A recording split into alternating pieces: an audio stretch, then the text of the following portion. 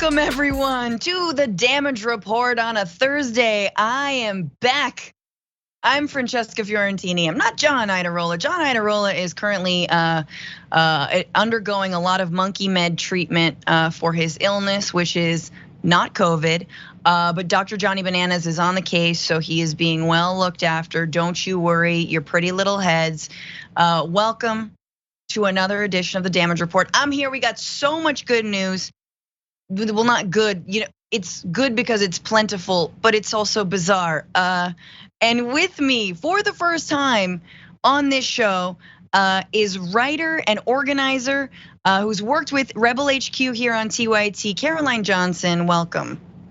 Thank you so much. Thanks for having me. It's so great to be here. And I'm just really glad that the monkey bananas thing wasn't some story I missed that we were covering, because I got very nervous a couple minutes ago, but glad that was cleared up. Is there a monkey that's been given an MD, just a rapid online course?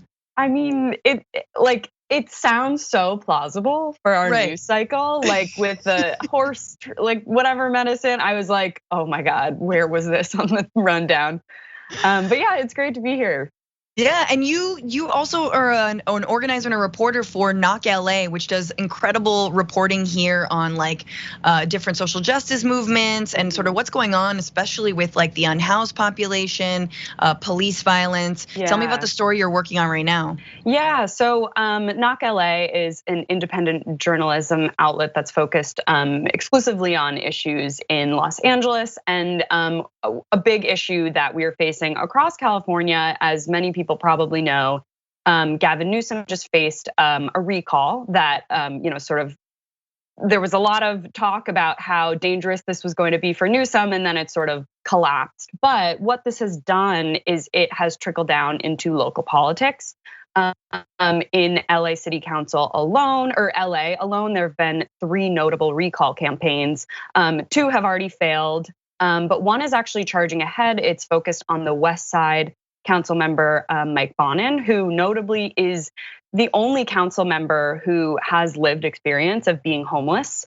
And he, is one of, if not the most compassionate, most solution-driven advocate for housing our population.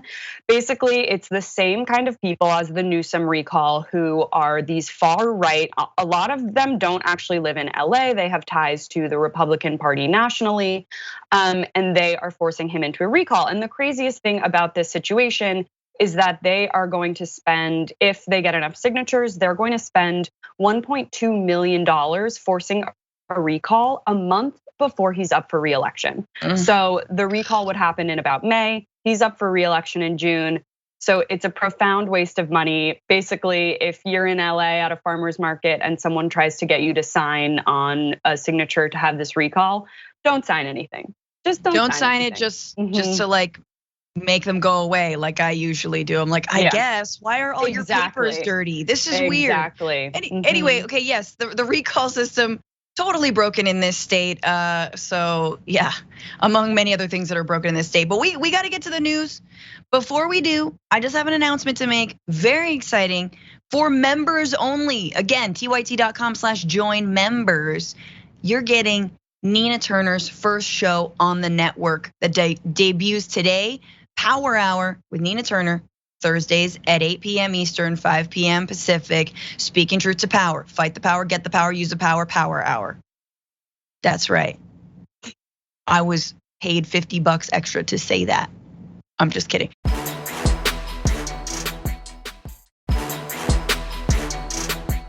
With all that, Caroline, you ready to do this? Oh yeah, let's get into it. All right.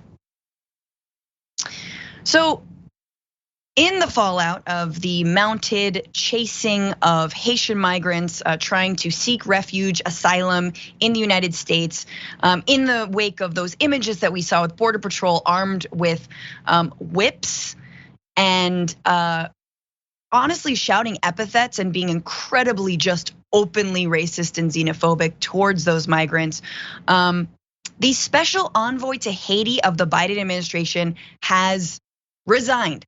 So the US Special Envoy for Haiti resigned in protest over the deportation of Haitian migrants. The US decision to send migrants to a country where armed gangs controlled daily life was inhumane, Daniel Foote said in his resignation letter.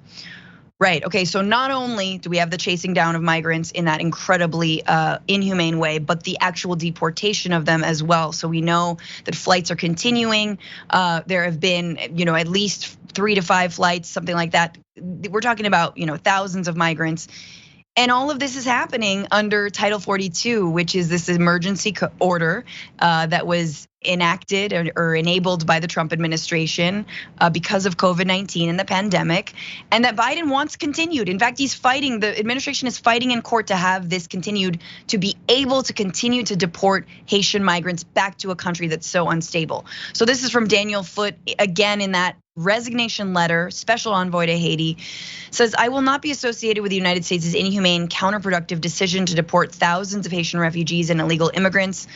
Daniel Foote said in a letter addressed to the Secretary of State, Anthony Blinken, that circulated publicly on Thursday. Foote is a career diplomat named in July as special envoy to Haiti, said conditions in the country were so bad that US officials were confined to secure compounds.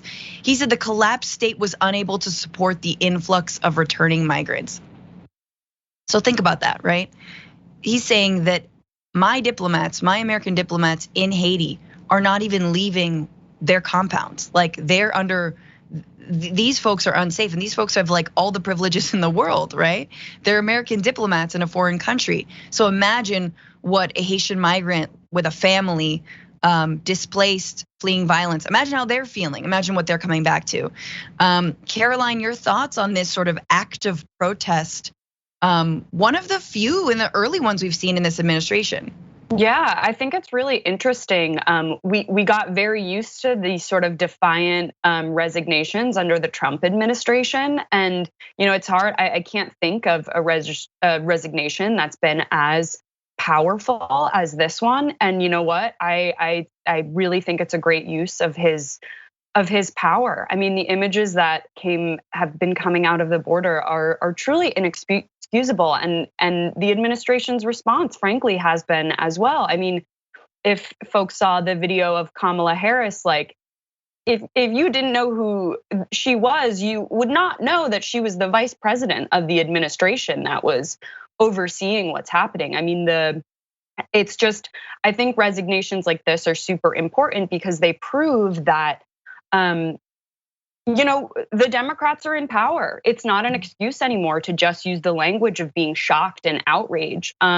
You control all 3 branches of government, and that's obviously not an easy thing. And the border, politics around the border is always fraught with so much tension, but you need to, you have to stop shirking the responsibility and take some of it on. And I think that we deserve answers rather than, oh my gosh, this is awful. This isn't who we are. That's we'll look into that. We'll start an investigation. Yeah, like this isn't who America is. It's just, it's insane. This is your America right now. And we took the Trump administration to task, rightfully so, time and time again. And this is no excuse to stop doing that. This is who America is at this moment, and we need answers, and we need to reckon with that. And the moral outrage in statements on Twitter just isn't going to cut it. Yeah, absolutely. Especially when they don't actually have concrete answers other than, hey, Customs and Border Patrol is going to investigate Customs and Border Patrol. How is that at all? What we mean, again, this is the problem, and I will get into, there is a story of police violence later in the show, but this is the problem with police investigating themselves and departments investigating themselves. Look, this special envoy to Haiti has, think about the things that have happened under his time, right? You've got the assassination of the president, Jovenel Moïse. You have an earthquake that killed 2,000 people and counting, displaced many thousands. And now you have this Haitian migrant crisis, and you see that the folks that you're trying to build relationships with, you're trying to create some sort of stability, are being specifically targeted. Look, I mean, I'm not saying that there haven't been mounted CBP that have chased migrants off of the border. but this is the first time we are seeing it, right? And this is and it should not be lost on anyone, the fact that these are Black migrants. And so imagining, at what point you feel like you can no longer do good in that administration in your role because no one's actually empowering you to do so, because you're being set up for failure. And honestly, I mean, and this is the thing, it's very interesting, right? We're however many months into, 8 months into this administration, and you've got Customs and Border Patrol doing this. You've got Jen Psaki, the press secretary, unable to explain it. You've got the vice president, Kamala Harris, unable to explain it. No one's able to explain it. Maybe that is because Customs and Border Patrol are out of control, that nobody has a leash on them, right? That they should be defunded, that ICE and Customs and Border Patrol, by the way, CBP, I believe, and I don't have the stats right now, but I remember I did a story on the border for AJ Plus years ago. They have more money than pretty much like all of other federal agents. They have more money than like the FBI, I believe. They have some of like the most incredible funding sources, right? And a lot of, people are always talking about, even Democrats, we got to put more CBP officers. Well, you talk to organizers on the border and they say that, yeah, they're just sitting there in their cars. They're just sitting there in their like air conditioned, like, giant Humvees, like watching Breaking Bad, which I feel like is what they would be watching or something ridiculous about, they are overfunded, right? And we see that here in the ways that militarism is not the answer and is not the way to solve this.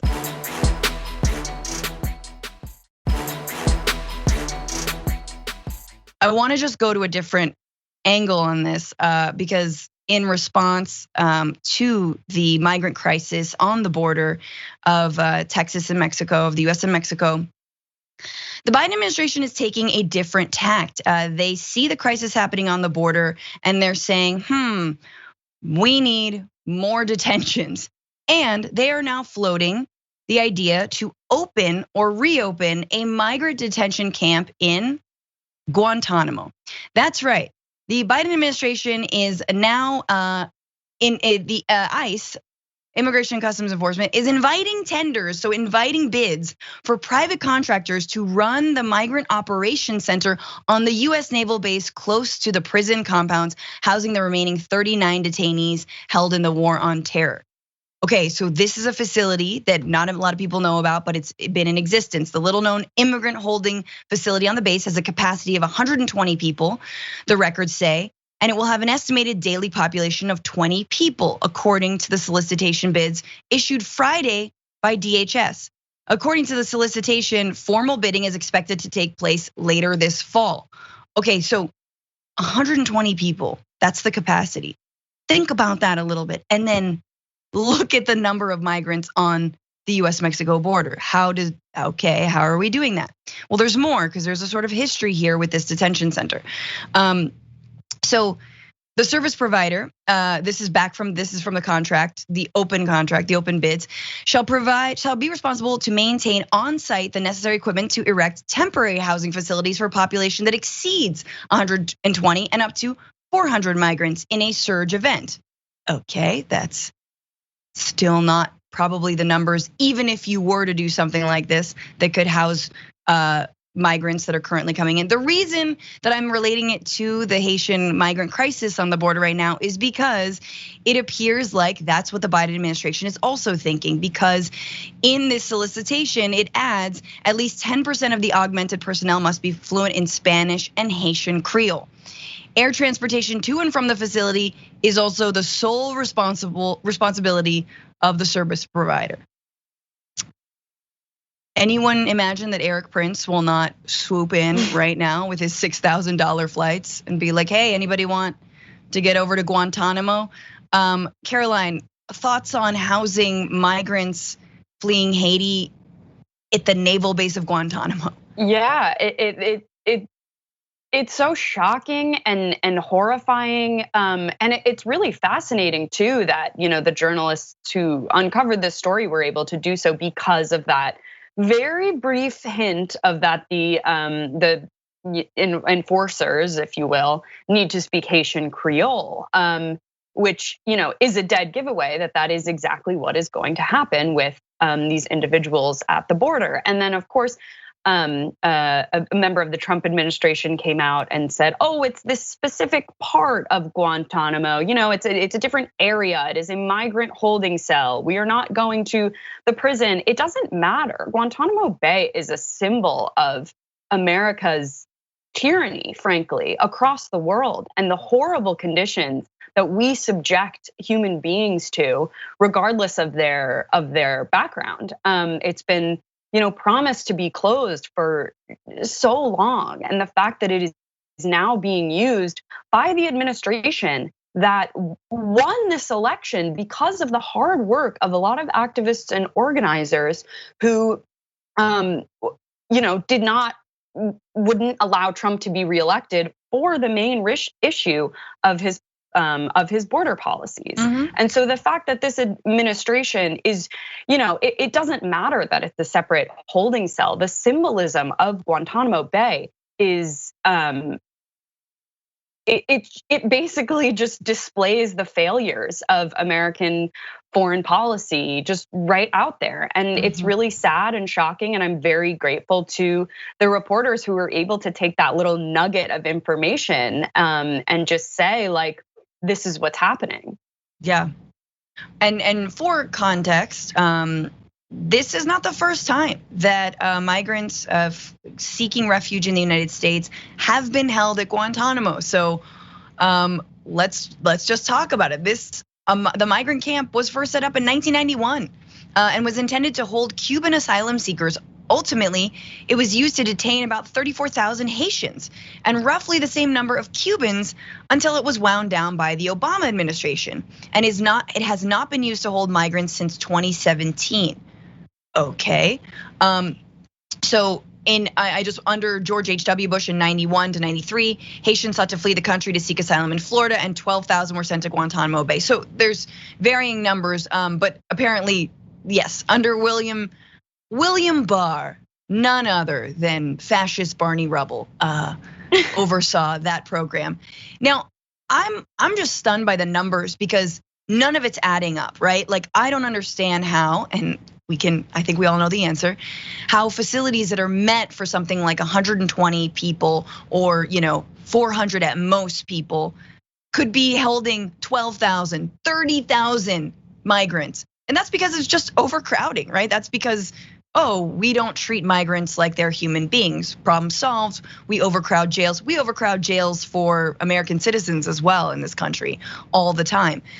The DHS is saying, however, that despite this reporting, despite their letter soliciting, saying, hey, highest bidder and or best bidder or whomever, please open this facility once again, DHS is saying it is not sending and will not send Haitian nationals being encountered at the southwest border to the Migrant Operations Center in Guantanamo Bay.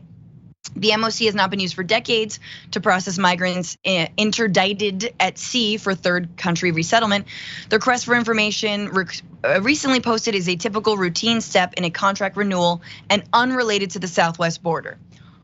Okay, so if it's unrelated, then bro, bad timing, dude. Like, why are you doing this now, DHS? Like, why? Or ICE, it's like, and once again, if ICE, who's asking for this renewal, which is under the head of DHS, which is under the head of the Biden administration, like, are we not talking to one another? Could it be once again that ICE is out of control? Are they operating on their own? Is CBP and ICE, should they maybe be dismantled? Yeah, I mean, that's my personal opinion, but hey, I'm just here to report the news, buddy, you know what I'm saying? I don't have opinions, no, but it is, I think it is a question, obviously, of like, what does happen, right? That I think, everyone from, the far right to all folks who are like, well, how should we treat and what should we do with the, thousands of migrants seeking refuge? And I think for me, the answer is always, hey, treat them like they're human. If you start from a place of the fact that they're human, then you won't chase them down with whips. Then you won't deport them en masse to a country that is falling apart. There may, in fact, be detention, but you won't hold them there for months and months on end. You won't separate them from their families. You allow them to be processed, you allow them to go into the United States. And then there are many ways of tracking people who come to the United States who have asylum cases, right? You staff up when it comes to the immigration courts that are overrun, that are totally they're overrun because the number of migrants, they're overrun because they're underfunded, right? You got CBP getting all the funds, and yet the actual courts that are processing asylum claims, I mean, they basically all admit that they are over their heads. Final thoughts, Caroline, on this? I just think what you said about treating people like human beings needs to be restated, put on billboards, just across the country. I think, and this is a big issue we also see with how people in the country treat unhoused populations of American citizens, of veterans. It really is a shocking twist in your thinking when you finally say, hey, look, that person on the street or that person being whipped by a Border Patrol agent has, is a sentient being and has just as many feelings and emotions and family members and loved ones as I do.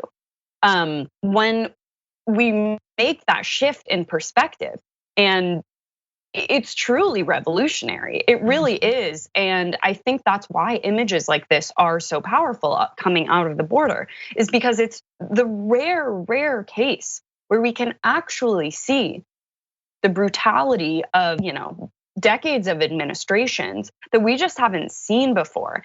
Yeah. And it's really tragic that it has to be these awful images that, no one wants to see. But we have to recognize that you have to start from a place of recognizing a common humanity. Nationality, ethnicity is all secondary to those things if you don't have just a general underlying belief that, human beings can experience pain and need supportive community.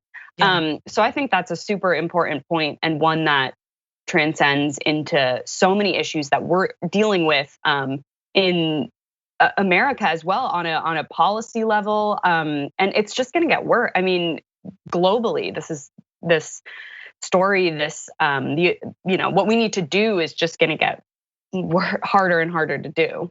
100%, yeah. We need to decriminalize the border also. That's the main thing. Stop treating people who cross the border as criminals. It's not a criminal act to cross the border. Sorry. No. All right, yeah, we got to take quickly. The Biden administration said in their own words that Haiti is a country on the brink of collapse. So anyone, Dan Crenshaw the other day was saying that asylum seekers are faking their need for asylum. So anyway, just saying, by the administration's own definition, Haiti needs our help. Yes. All right, let's go to our first break. We're gonna be reading comments. We'll be right back.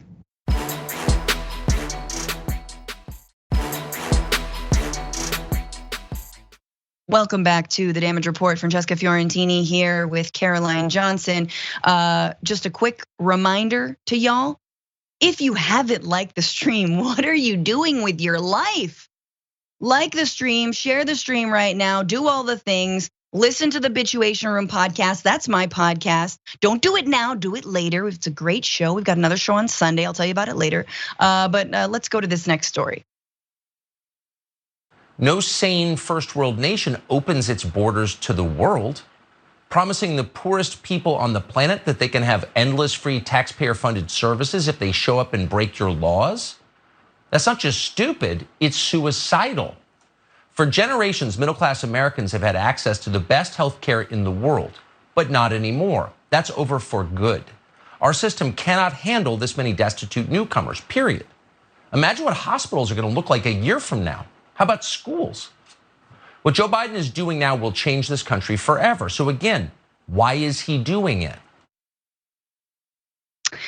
That is, God, what's his name again? I don't know. It's like doughy and like clanny. It'll come to me. Anyway, that was that guy talking last night on his show, How Am I Not a Nazi? About the border crisis and what's going on right now with the Haitian migrants, saying what will happen to our schools if migrants are allowed in? What will happen to our hospitals. Caroline, what is happening to our hospitals right now in the middle of COVID, thanks to an entire party that has fomented misinformation and disinformation about COVID-19? They're being completely overrun. Yep. They are understaffed. They are totally, and that's just American citizens doing that work. Yeah, what's happening in schools? That's all us. Yeah, that's on us. Thoughts on that opener? I mean, you have to give him credit. Just the propaganda is so flawless sometimes with him. Again, can't remember his name, but I particularly love how he says the middle class people have had access to the best healthcare in the world. It's just like, okay, what about the people who aren't middle class? Like he knows, like. There is an element of knowing, what middle class that is rapidly dwindling, and then also, like, is he being funny? Everyone in the world laughs at our healthcare system and how inaccessible and expensive it is, and this is all pre-COVID. I mean, one of the reasons that the left has been galvanized, one of the leading reasons, is because healthcare in this country is exorbitant if you aren't a millionaire. So him just like sliding over the issue that millions upon millions of Americans don't get access to this best healthcare, I think is just hilarious. And then I also love the endless free taxpayer funded services. Trying to rack my brain, what could those be? The living in Los Angeles, our public transit is far from robust. Our schools across the nation, our public schools are, being constantly underfunded. Maybe he means the police, because that's kind of the only taxpayer funded service I can think of that is really going above and beyond what they're needed for in society. Right. Who's unduly targeting themselves. I mean, once again, this is one of the myths that he spouts in this monologue, and we'll get to the second one because he's going places. Oh, don't worry, he's going places with this. But yes, undocumented migrants somehow cashing in on the system, getting everything for free. Things like Social Security. What? Undocumented migrants, by definition, are unable to access the services that they do pay taxes on, right? That they actually they pay for. They are docked that pay oftentimes and are unable to cash in on those services. And what happens, in states like California, their undocumented migrants under Gavin Newsom have been able to access things like healthcare, right? And Medicaid, which I believe is important, because what happens when undocumented migrants are unable to access healthcare? They inevitably go to emergency rooms. Necessary, like many people who don't have healthcare will go to emergency rooms. And who pays for that? That is taxpayers. In fact, studies have been done that show it is cheaper to offer universal healthcare to both documented and undocumented people living inside of the United States than it is to allow folks to either die, live in, be sick, spread things like a virus, or go to the emergency room. But look, he is not about having an honest conversation about what it is and how it is that migrants live in this country and undocumented people live in this country. That obviously is not the goal. The goal of this entire monologue is to get to the great replacement theory, right? The white nationalist idea that somehow Democrats are quote unquote importing voters in order to replace white people. That's it, that people of color are being imported to replace white people. And here's how he gets there. First, he starts by going to a Biden quote from the year 2015 that is just honestly talking about the changing demographics and the fact that many people are coming and seeking refuge and a new life inside the United States. Take a look. An unrelenting stream of immigration, nonstop.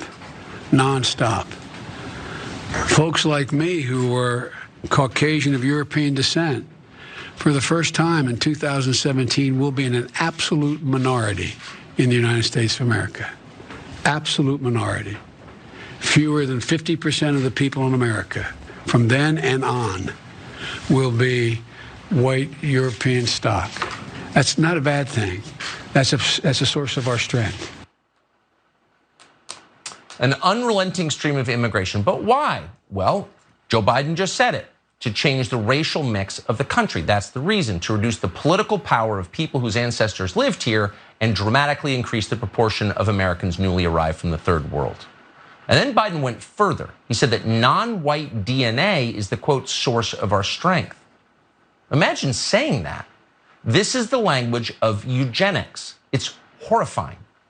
But there's a reason Biden said it. In political terms, this policy is called the Great Replacement, the replacement of legacy Americans with more obedient people from faraway countries. They brag about it all the time, but if you dare to say it's happening, they will scream at you with maximum hysteria. And here you have Joe Biden confirming his motive on tape with a smile on his face. No one who talks like this should ever be the president of the United States.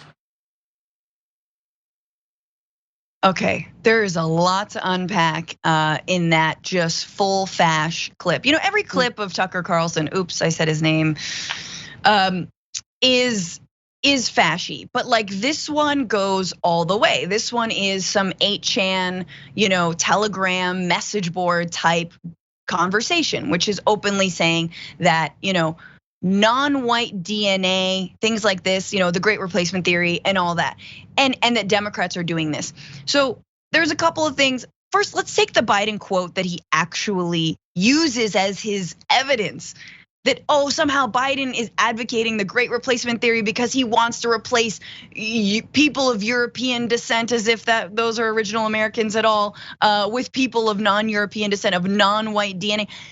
I don't know about you, Caroline, but that quote from Biden did not sound, it is not that at all. If anything, it sounded a little bit like we're getting replaced, Europeans are getting replaced. And I guess there's nothing wrong with that. It almost sounds like he's agreeing with Tucker Carlson in that quote, not disagreeing with him. That's exactly what I thought. At first I was like, where is this going? And then, yeah, in my opinion, Biden takes a little too long getting to the fact that this is a good thing. Like, because for that majority of that first statement, you're kind of just like, okay, you're using the word white European stock, which is a little like just a little odd.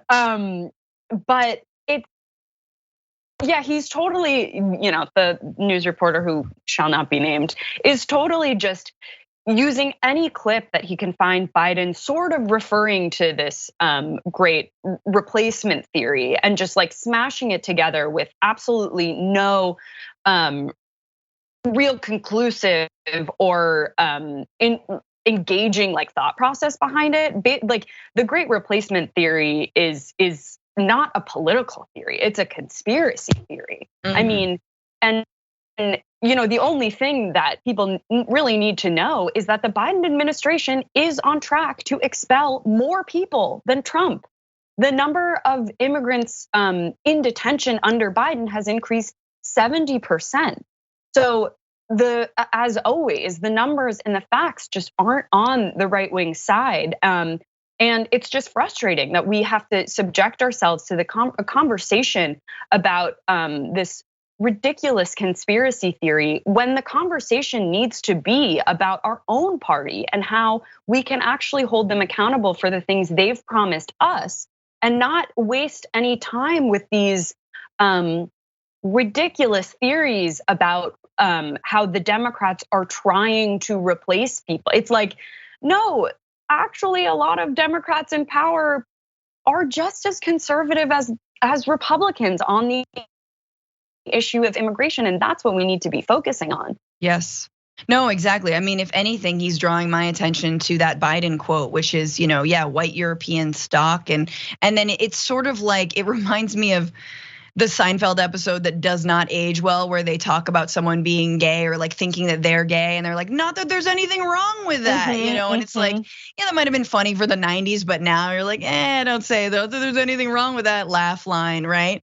Because it sounds like what Biden does, like, there's a lot of immigrants of color coming into the States, not that there's anything wrong with that, but you're sort of saying that there is something wrong with that. I mean, and Biden is honestly stating facts. And so this is the thing with Tucker, is basically taking Biden stating facts. Yes, there are non-white immigrants coming to the United States, and saying, see, he wants non-white immigrants coming to the United States. And Biden saving his, behind by saying, which is a source of our strength, which is performative for sure, but like is definitely something that the United States in principle says it is founded on, right? Says whether you call it, like the melting pot, the fruit salad or whatever salad, Waldorf. I don't know what we're working with right now. Like yes, diversity is our strength, but of course, in Trumpian times, that is no longer the case. And here you have Tucker, and the best part about Tucker doing all this is that he's like, but as soon as you say it, they get so mad. Everyone gets mad. And again, the politics of just creating liberal outrage is like what they're in it for. It's what Tucker and what he wants his audience to be in it for. He doesn't necessarily want you to believe in the Great Replacement Theory, but he wants you to believe in it because it makes liberals mad, right? Not because you believe it, but you kind of do believe it, but maybe you are a Nazi, and like maybe you went to one meeting, and like maybe you're on like a group chat that shares Holocaust memes, but also it makes liberals cry. The grooming is insane. Like I'm just like, how many advertisers, like who is left? Do we like I don't know, is Dutch Glow still advertising on? It's a very nice, you can polish your wooden ducks with Dutch Glow. Anyway, who is left advertising for Fox? That's such a shame. Why would Dutch Glow do that? I mean, Dutch Glow has principles. Yeah. You know what I'm saying? Like Dutch Glow stands for something. Yeah. Oh my gosh. No, it really is troubling. And I mean, yeah, going back to his point about, it's just interesting to think about who Tucker's audience is, because I think we all know that he has a huge audience. And I think him sort of earlier in the clip saying that quote about, middle-class Americans, that really speaks to who his audience is. And as we know, with the wealth gap dividing, those middle-class Americans are either, a majority of them are getting poorer, some of them are getting richer. And you just have to fear that if he is, siloing his audience so much, because for a couple of years now, it's been that like, just general conservative Republicans probably wouldn't agree to any of this. But if he is totally like narrowing his audience and even expanding, but just going full mask off with these comments, it kind of begs the question of like, why do people even need to go into like 8chan or 4chan or all of these things? Then I know we're talking about a little bit later, but like, it kind of defeats the purpose for those secret outlets. Now it's just out there. It's on TV night after night, and there's something so addicting about it, clearly. And yeah, I guess it just goes to show that there's something really addicting about lies and conspiracy theories and someone sort of feeding into your worst instincts, which I think is the worst part about him and his show, is he takes, a kernel of what someone might be worried about and gives it legitimacy and gives it, a theoretical political theory name and says, again, yeah, I'm not saying anything, but here's the information. And it's like, it just, the right wing just operates on targeting people's worst instincts. And like we said before, you really have to operate on the assumption that people are good and human beings deserve respect. And that's just not what they're doing, because it's easier. It's easier to do that, that 100%. Yeah, nasty approach. For sure. All right, we got to take our second break, but we will come back. But I don't speak anymore. I'm going to speak backwards when we come back. Be right back.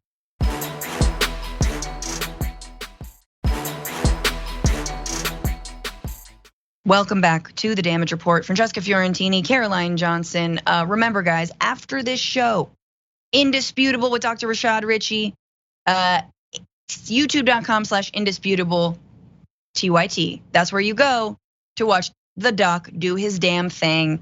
2:30 Eastern, 11:30 Pacific. Don't miss that right after this. But let's move into our next story.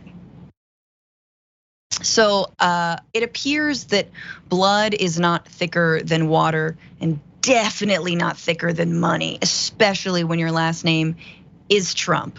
Former President Donald J. Trump is now trying to put the squeeze on his own niece, filing a lawsuit on Tuesday accusing Mary L. Trump, the New York Times, and 3 of its reporters of conspiring in an insidious plot to improperly obtain his confidential tax records and exploit their use in news articles and a book. Oh, buddy, if we're gonna sue everyone who made a book off of you, we're gonna be in lawsuits for a long time. You sure you want more? Are you sure you want more? But more on the lawsuit. It accuses the Times and 3 of its investigative reporters, Suzanne Craig, David Barstow, and Russell I can't do this name, Butner, of relentlessly seeking out Mary Trump as a source of information and convincing her to turn over documents. The suit claims that reporters were aware of the settlement agreement that barred her from disclosing the documents.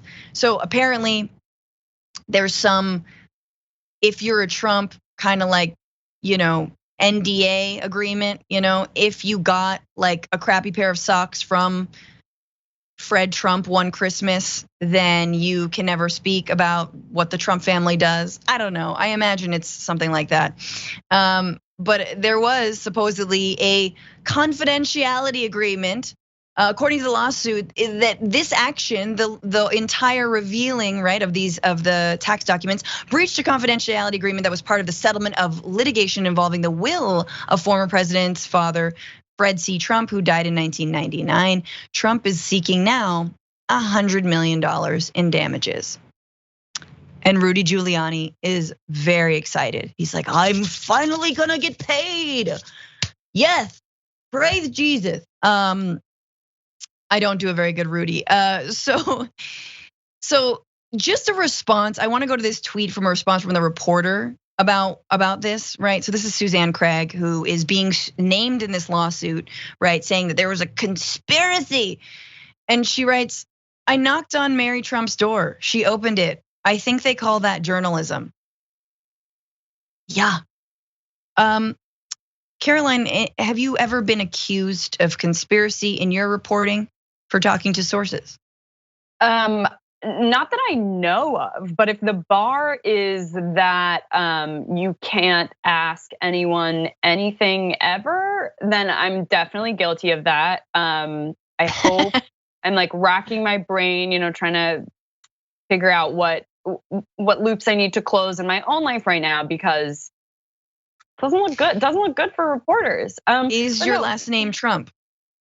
No, so I'm probably good. Probably good. Okay, but I mean, in all seriousness, like what you were saying before, this just all these lawsuits bring up so many questions.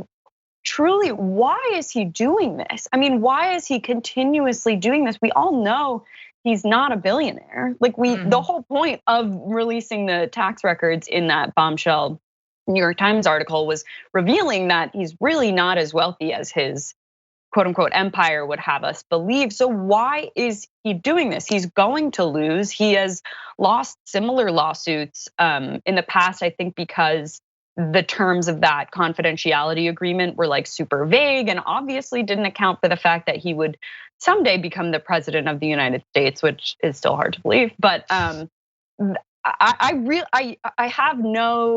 don't know why he continues to do this, because it's also not like it's bringing, it's doing the exact same thing. It's giving more fuel to the fire of Mary Trump. And like, she's definitely, using her platform. So they're accusing her of trying to ruin him and trying to like become famous basically, but in filing this lawsuit, they're just continuing that. So I don't know. Do you have any, like, what am I missing? What is the point of this? I I mean, I did see Eric Trump on Maria Bartiromo basically breaking down in a tear saying, the subpoenas, we just got so many subpoenas.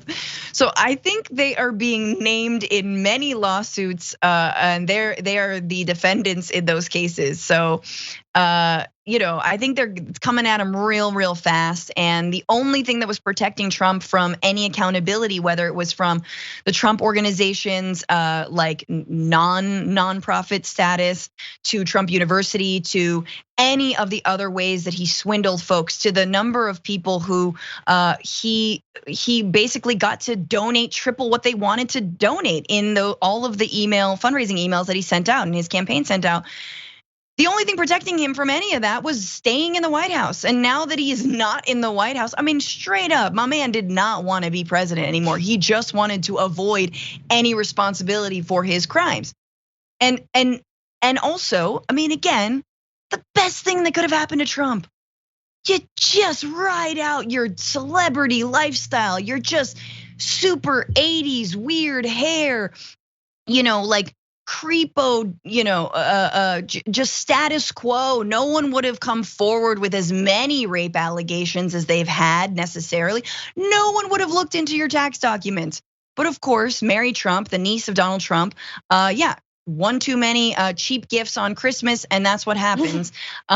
She basically began to speak out in the later part of the Trump administration, and these tax documents were part of it, handing them over to the New York Times. So the documents, this is just so y'all know, the documents that Ms. Trump provided were that basis of the 2018 article that delved into what the Times called Mr. Trump's history of tax dodging and outright fraud, according to the lawsuit. The Times report cast doubt on Mr. Trump's claim that he was a self-made billionaire, remember that? Who rose to wealth and fame with the help of his father and a real estate developer. Instead, the investigation found that Mr. Trump inherited the equivalent of at least $413 million, much of it through dubious tax schemes. Yeah, we all remember $750. That's how much in federal taxes Trump paid 1 year. No, not even 1 year. That was over many years. I've put that again in the box of hurt that I have in the back of my head, where it's like, sad fact goes here. 2 million people in the prison system in the United States, sad fact goes back here. But any more thoughts on this, and Caroline, and sort of, is he gonna get off, right? Like, what is going to happen? First of all, I don't know how much legs his own lawsuit has. It's just gonna be back and forth on this.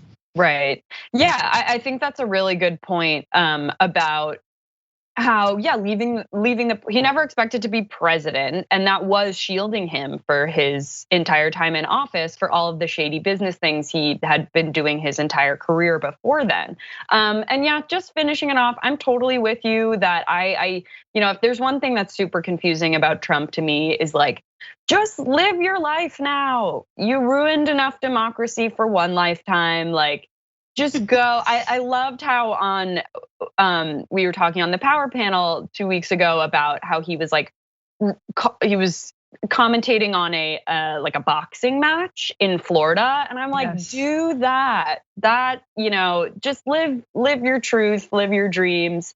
Stop ruining everyone's lives for eternity. I beg. Just get pec implants like Ren did on Ren and Stimpy. He became this new guy. Go become a WWF wrestler. Like, get tan, you know what I mean? You don't have to use any more bronzer. Like, there are so many things you could do. But again, and this is actually, it is a warning shot and it's sort of revealing, right? Trump revealed and pulled back the sort of like, I imagine like a log with a bunch of termites and disgusting like grubs underneath, very Lion King, except anyway, the point is, he revealed so much about our political system, which is that if you want to avoid accountability for your white collar crimes, your tax schemes, your tax fraud, your insider trading, run for office. If you want to avoid responsibility for the, sexual assault claims, for bullying people, run for office, right? Especially as a Republican. Don't run as a Democrat. No. They resign eventually. run for Republican office. That is the way you can avoid responsibility. That's the way you can continue to, hey, move everything into a non-disclosed like a account over here, even though he didn't even do that. Anyway, we will see where this goes. We will see how Mary Trump stands up to his uncle again. I mean, it's beautiful. I love that it's like the reverse of giving your niece $20 every birthday or whatever. It's like just he's slowly clawing back and taking back that money. All right, we've got more after this. Thank you so much, Caroline, for joining me on Linear. Stay tuned on YouTube.